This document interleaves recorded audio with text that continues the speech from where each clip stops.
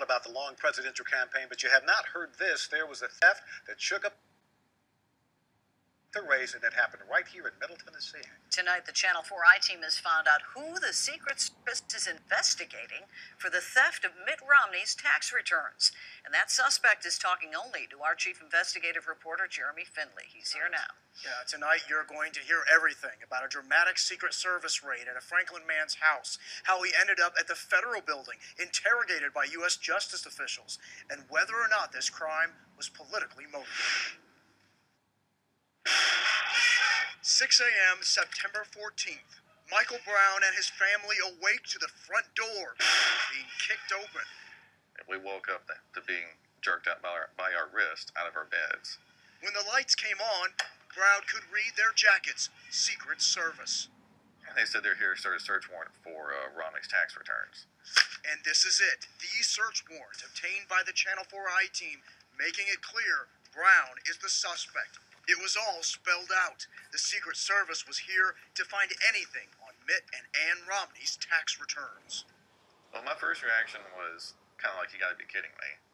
Did someone hack into a Franklin company's computers and get Mitt Romney's tax records? Brown says all he knew about the theft of the Romney's tax returns was what he had seen on television. How an anonymous group on September 5th had claimed to have hacked into the network server of PricewaterhouseCoopers in Franklin and had stolen the Romney's tax returns dating before 2010. And in an envelope containing a flash drive and a letter was a threat. $1 million. Returns would be released to the media. They made it very clear that they were just absolutely certain that I was a mastermind behind the whole thing.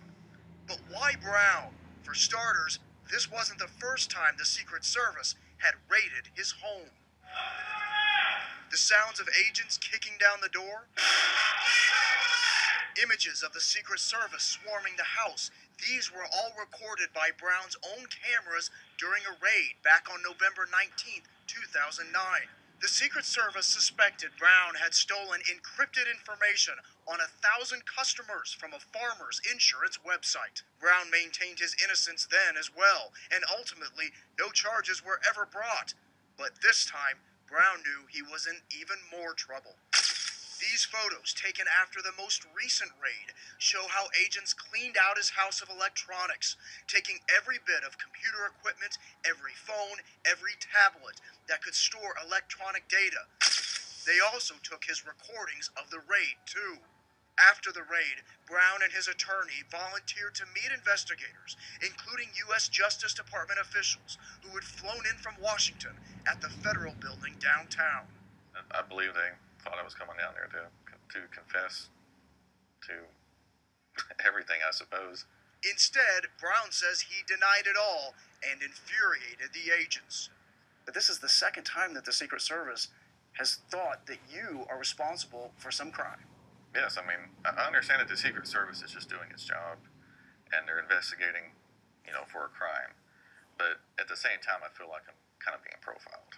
Are you a computer hacker? No. Did you steal Mitt Romney's tax returns? No, I did not. He admits what he did do raises some eyebrows. There's the whole cameras everywhere in the house thing, in several rooms and outside, that he says are for security. There's his office full of computers that he says are for his internet provider business. And there's the fact that in 2008, he was a staunch campaigner for President Obama. Would you have gone to this extreme length to try and help get the president elected? Absolutely not. Brown says the Secret Service wouldn't show him the evidence they have on him, but the search warrant may tip their hand a bit. Brown says the agents told him they can tell that at least one of the flash drives that was included in the envelope with the threat letter was once connected to one of his computers. And in the warrant, after listing all of the items the agents were seeking, is this: a grainy photo of a cat. The same cat agents saw on the flash drive included with the ransom note. Is that your cat? No. Is that your house? No. Yeah, she wants to crawl. The agents told Brown he could be arrested and charged at any time. Now all he can do is wait and know the computer equipment taken from his home has left him almost destitute. The amount of strain that it's put on us, both emotionally and financially, has been pretty great. Okay, back to that cat photo contained in the search warrant. Brown says that cat is actually his friend's cat, a friend whose computer he once repaired.